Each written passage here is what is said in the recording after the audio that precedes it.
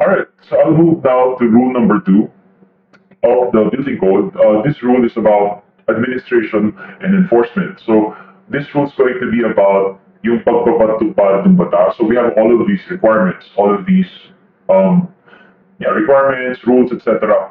Paano ba yun napapatupad? How do we enforce this? When we say enforce, when we talk about enforcement, um, it's about making sure that the people who need to follow these rules are following. No, that's the first thing. And the other thing is making sure that the people who are not following get caught. Parang ganun yung idea ng enforcement. No? Mapasunod yung dapat sumunod, maparusahan yung hindi sumusunod. Okay, that's what this is about. So let's talk about enforcement. When it comes to enforcement in administration, there are two persons that are critical. Okay, we have to talk about two persons. We have to talk about the secretary, and we have to talk about the building official. Okay, we'll start with the secretary. Um, Again, like I said earlier, when we say secretary in the building code, we're talking about the secretary of the DPWH. So that's the first thing, super basic. You need to remember that. Why do we need to talk about the secretary? Because kasama sa trabaho ng secretary of the DPWH yung mga to. Number one, formulation daw ng policies, plans, standards, and guidelines no, for the building code. No, trabaho niyan. Number two, issuance of memos, no, memorandum circulars for the implementation of the building code. Three, it's the secretary's duty to exercise appellate jurisdiction over decisions of the office of the building official. OBO, for those who don't know, is the office of the building official. When we say exercise of appellate jurisdiction, essentially what this means is, yung mga decision ng building official, kung hindi mo nagustuhan yung decision niya, gusto mo umapela, ang appeal will be to the secretary because the secretary has appellate jurisdiction. Sa kanya dapat iakyat or iapela yung mga decision ng building official.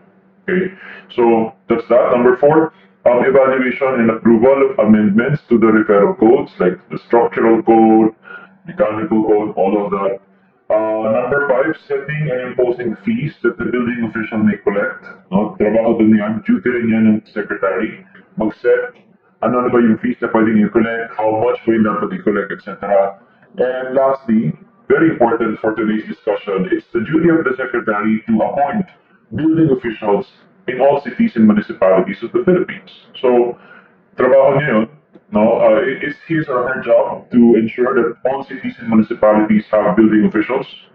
And implied na rin dito, yung fact or yung requirement na all cities and municipalities now have to have building officials, at least one building official. Now that's a requirement.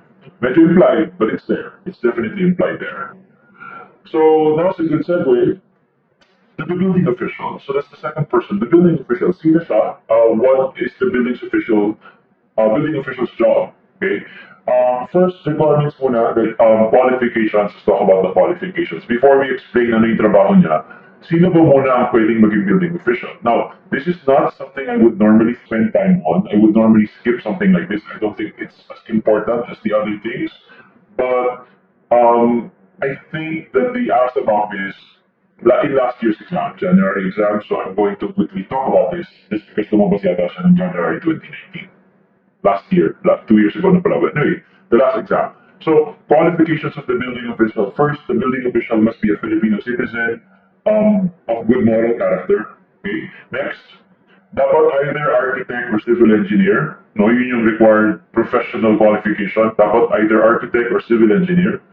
Third, must be a member of the professional organization for at least 5 years. In our case, our professional organization is the UAP. So kung architect and building official, then the person must have been a member of the UAP for at least 5 years. Fourth requirement, at least 5 years of diversified and professional experience in building design and construction. No? 5 years of experience. If I remember correctly, if I understood correctly, yan yung tanong sa last exam. The question was how many years of experience is required. And as you can see, the answer is 5 years. No, 5 years. And last requirement, must have completed yung required building code workshop conducted by the DPWH. So those are the 5 requirements for building officials. Okay. Now let's talk about the job. Now let's talk about the duties of the building official. The main duty of the building official is yung enforcement. Actual enforcement of the building code dun sa kanyang jurisdiction. Say, dun sa kanyang city or sa kanyang municipality. The main duty is making sure that the people in that city or municipality are following the rules and regulations of the building code. Okay? He has overall control, he or she has overall control over building works and structures. No? So ang kanyang scope is buildings and structures. No? It's his or her duty to inspect buildings annually. And next, it's his duty and he or she has the power to issue, to not issue, to suspend, to revoke building permits and occupancy permits. No, I like to refer to this as the permitting power or the power to give or to issue permits, to grant permits. It's a very important concept, no, na nasa building official yung power na to because if you think about it, this power enables the building official to enforce the building code. This is the main reason why people follow the building code. Now, they follow the building code mostly, primarily, because if they don't follow, they will not be granted the permit.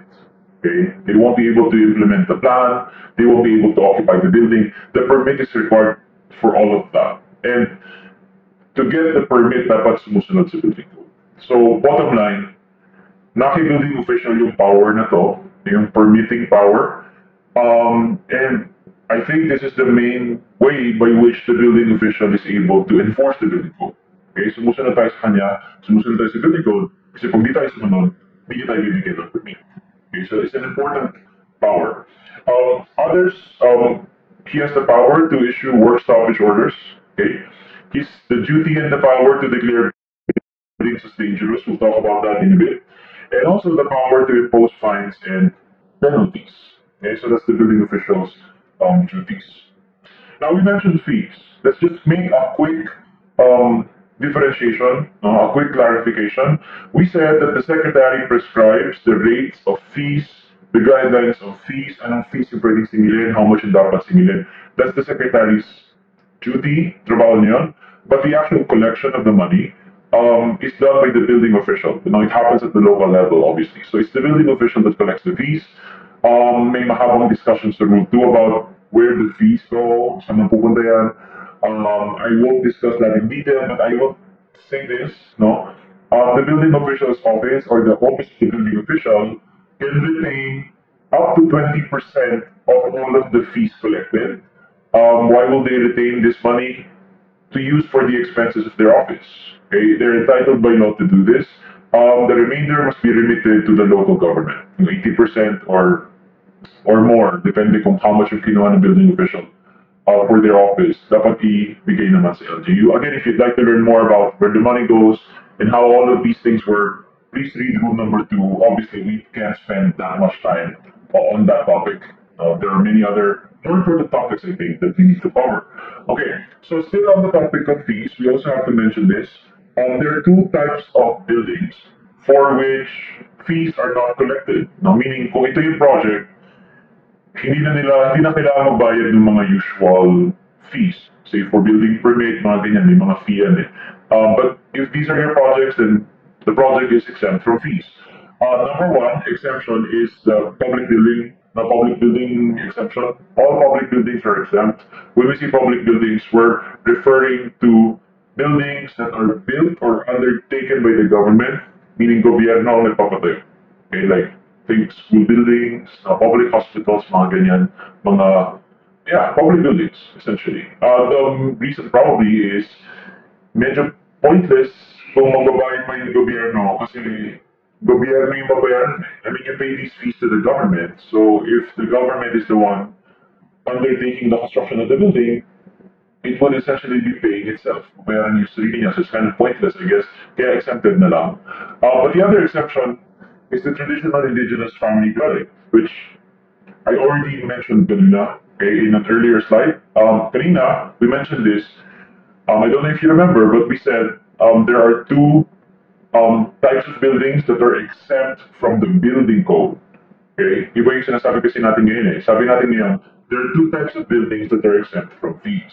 Kanina, there were two types of buildings exempt from the requirement of the building code, right? Kanina, sabi natin, exempt from the building code daw yung BP 220 projects because they follow different standards and traditional indigenous family dwellings.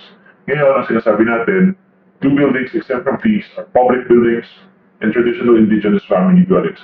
So, na-exempt na naman siya, no? Lagi siya pumapasok sa exemption. I think it's time that we define this building once and for all. Like, what exactly is this? No? Kasi lagi siyang accepted eh. So, what is it? It's a dwelling intended for the use of one family only. No? So, it's a single family dwelling. Made of native materials like bamboo, nipa, logs, and lumber. The total construction cost of which does not exceed 15,000 pesos. So I'll break that down again into the three requirements that were stated. First, para mag-qualify sa traditional indigenous family dwelling, dapat single family dwelling siya. Second, made of native materials dapat. And third, not more expensive than 15,000 pesos to construct. Okay, so that's the requirement. Okay, if those three things are true, then the building is a traditional dwelling, traditional indigenous family dwelling, and therefore it is exempt from fees, but also from the requirements of the building code. No, so yun yung exceptions. Okay, I'll move on. Let's talk about administrative fines. Okay, the secretary, again the DPWH secretary, is authorized by law to impose a maximum amount of 10,000 pesos for fines. Multa, fine. Maximum amount 10K. Okay? Nakalagay dito, maximum yung 10K but it's not always 10K. It depends on the gravity of the violation. Kung light violation, 5K. Pero for grave violations, definitely 10K. Yun yung maximum amount that the secretary can impose. Okay? In addition to the fine, the violator must also correct or remove the violation at his own expense. Okay? Kunyari, nag-protrude yung building mo sa sidewalk. Okay? Or lumagpas yung fence ng bahay mo, nasa sidewalk na yung fence. Obviously, bawal yun. Um, Magmumulta ka for that. Okay? And in addition, ikaw ang magpapaayos nun. Ikaw yung magtibag ng fence and mag-rebuild ng fence. It will be at your expense. Okay? In addition pa to the fine. So ito yung concept ng administrative fines. No? Pag nahuli, yun yung multa, tapos aayusin mo yung mali. Okay? Some people confuse this with the penal clause. Okay? Meron pang separate clause na this is the penal clause naman. Nakalagay naman dito, any person, firm, or corporation who shall violate the building code upon conviction must be punished by a fine of not more than 20,000 pesos or 2-year imprisonment or both. So some students get confused na parang, wait, akala ko ba not more than 10K? Bakit dito 20K? Magkaiba yung administrative fine dun sa penalty under the penal clause. Okay, itong penalty na to is, aabot ka ng korte for this, judge ang mag-impose ng ganitong penalty on you. Either imprisonment or 20K max or both, depending upon the discretion of the court.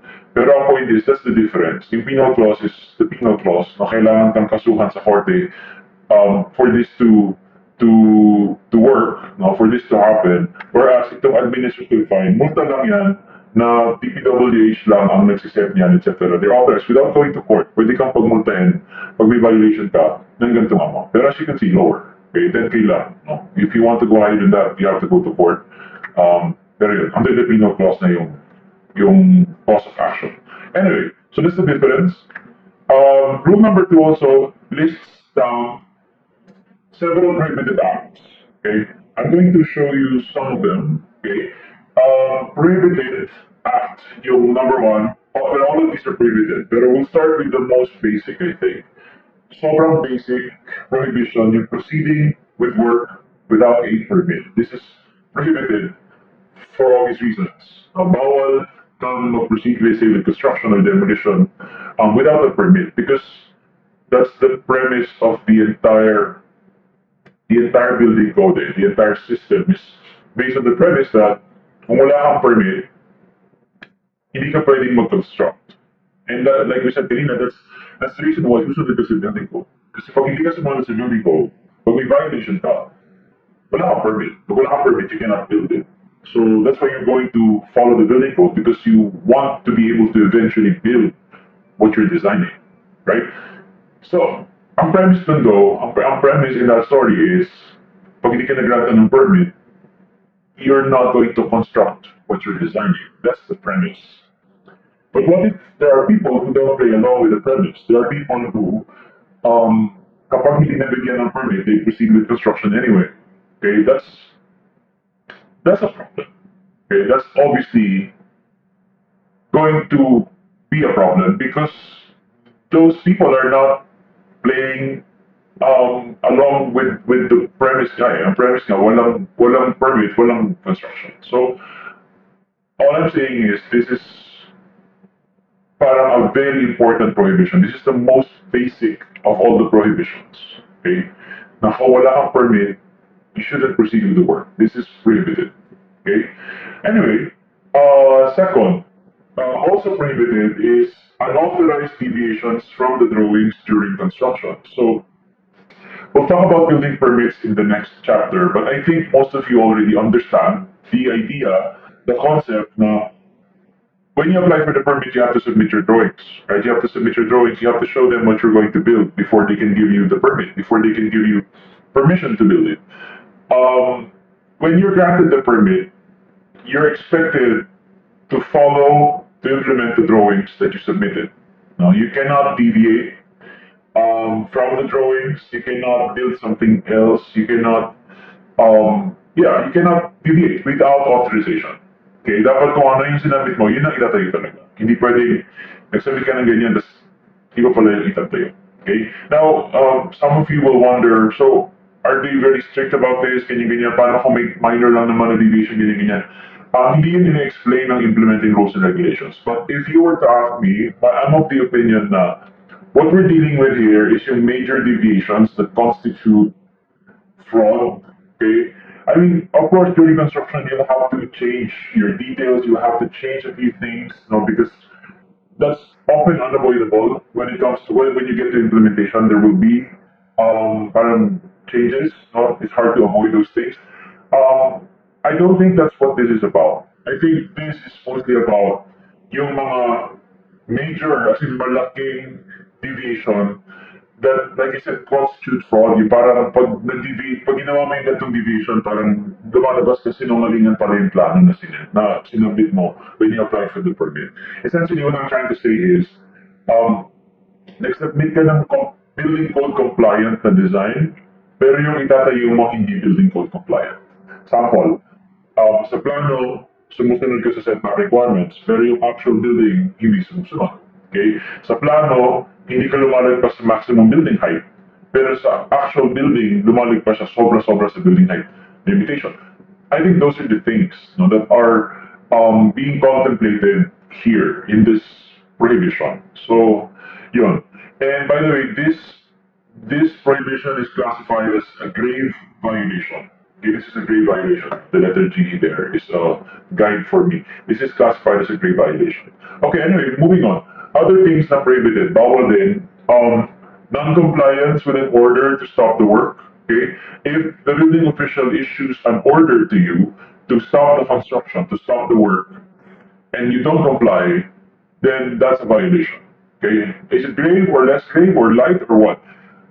If we're talking about alteration, renovation without a permit, tapos nahuli kayo, tapos inissuean kayo ng stoppage order, sabi sa inyo, itigil nyo yan, tapos hindi kayo tumigil, that's a less grave violation. But if we're talking about construction and demolition, wala kayong permit, you proceeded with demolition or construction, nahuli kayo, so pinatigil kayo, pero hindi kayo sumunod, hindi kayo tumigil, in other words, tutuloy nyo pa rin, that is a grave violation. Okay? Next, others, very quickly na lang. Inoccupy yung building, wala pang occupancy permit, violation yan. It's classified as less grave. You change the use of the building without permission, without certification, that's a grave violation.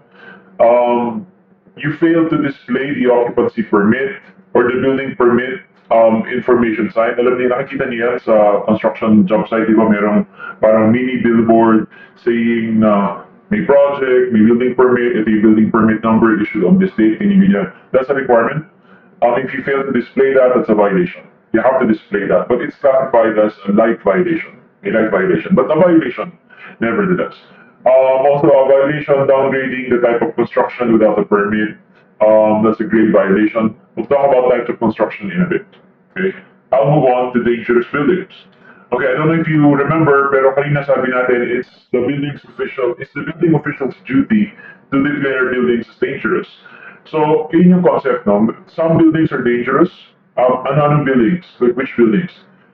It's the building official's discretion to declare which buildings are dangerous, pero ito yung general grounds, no?